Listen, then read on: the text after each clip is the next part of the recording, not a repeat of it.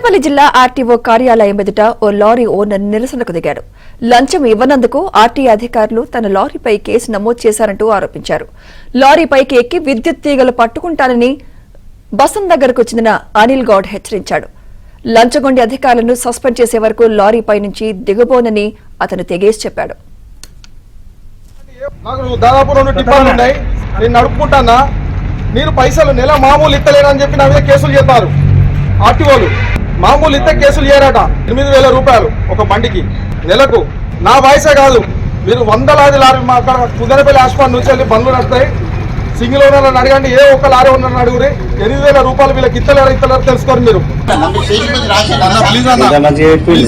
బాధ ఉన్నది,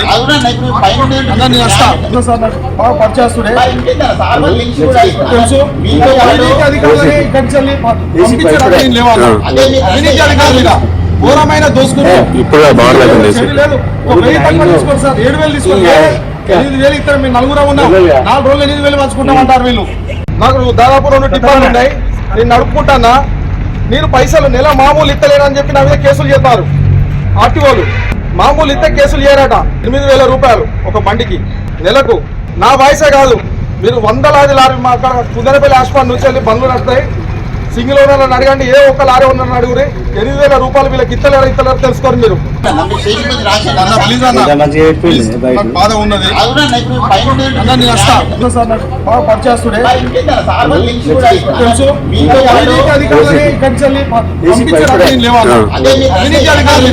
ఘోరమైన దోసుకుని ఇప్పుడు 7,000 తీసుకోండి సార్, 7,000 తీసుకోండి.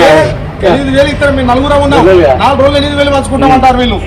నాకు దాదాపు 2 టిప్పాలు ఉన్నాయి, నేను నడుపుకుంటానా, మీరు పైసలు నెల మామూలు ఇస్తలేరని చెప్పి నా మీద కేసులు చేస్తారు.